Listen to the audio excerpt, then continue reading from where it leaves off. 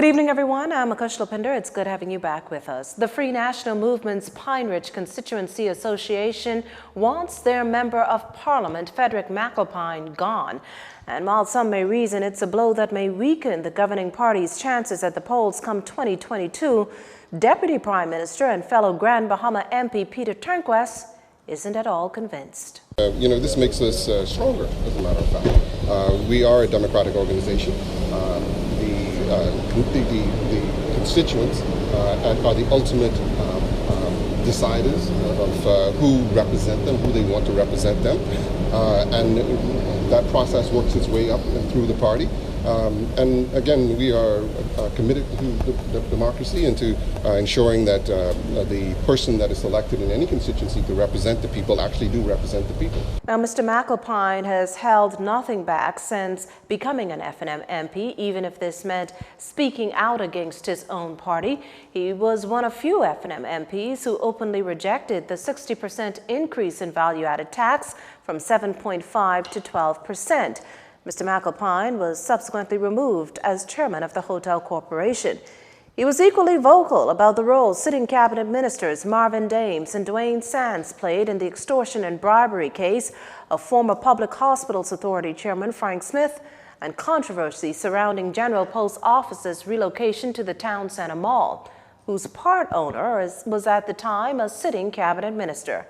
Most recently, the Pine Ridge MP said he would vote neither for or against, but rather abstain if a vote of no confidence is brought against the Prime Minister. In the event, though, the association is adamant on having him removed. Mr. Turnquest insists there's a process that must be followed. There are procedures in which they would follow if they are serious about calling for the Member of Parliament to resign from the party. And he will then have a process, or there's a process that the party goes through to decide whether they will act on that recommendation from the constituency, and the process goes from there. Our news team reached out to Mr. McAlpine for comment. However, we were unsuccessful up to air time. Meantime, much has been made of the opposition's plans to move that vote of no confidence in the Prime Minister, with even Dr. Hubert Minnis, his deputy, responding, and John Q. Public tossing up the merits and demerits of following through. Still, the Progressive Liberal Party is holding firm. Its leader, Philip Davis, charging that despite the F&M's boasting of surviving the vote, they're all missing the fundamental point. The point is to demonstrate to the Bahamian people which members of the F&M will spit in the face of the public and vote to approve corruption and lies. The point is to show which F&M politicians are indifferent to widespread public disgust. The point is to show that the contagion of moral cowardice has spread throughout their party. The point is to see whether anyone in the F&M is prepared to put country, not party, first. If there are a few or no takers for that proposition, we will have performed a public service in showing that to be the case. Mr. Davis is not letting up. As far as he is concerned, the Minnis-led administration has failed in virtually all instances to follow the rules governing the disclosure of conflicts of interest, like the controversial leasing of the town center mall. Now, former Cabinet Minister Brent Simonet is part owner. The real issue surrounds the fact that Mr. Simonet disclosed on a talk show that he and the Prime Minister discussed the deal. This despite the Prime Minister's argument that Mr. Simonet was not privy to any of Cabinet's discussions on the matter. The Prime Minister lied to the House of Assembly, maintaining that no conversations with Mr. Simonet had taken place regarding the lease.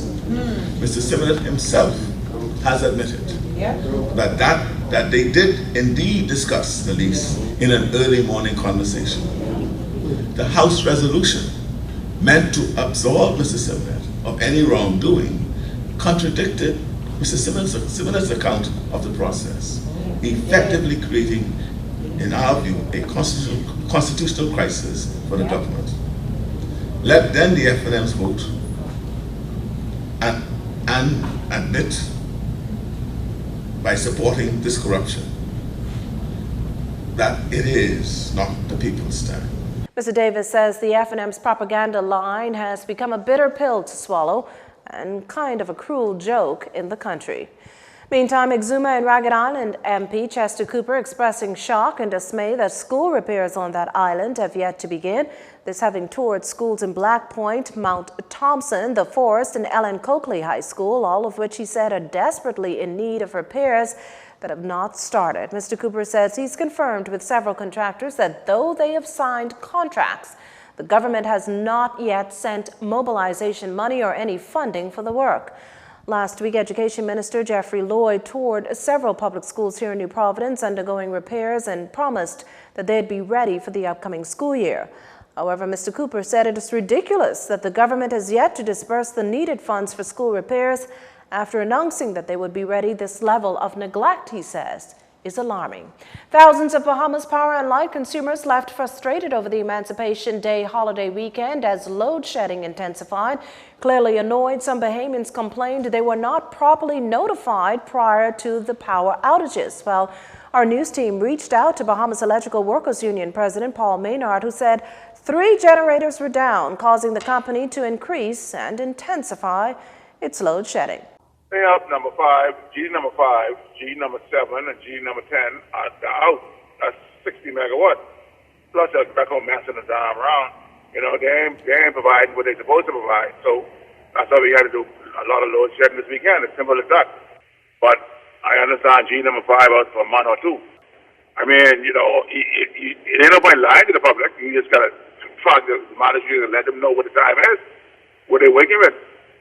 I keep telling y'all we give you load shed until December. You ain't listening to me. Now, according to Mr. Maynard, once generator units go down, there's no option but to load shed. The union president says Agreco, the company responsible for BPL's generators, are not living up to the mark and insisted BPL's executives should tell the company to leave. Mr. Maynard predicts the generated G10 be back on by Thursday and the G7 by the weekend. You're watching JCN News. Stay with us. This segment of the news was brought to you by Alive.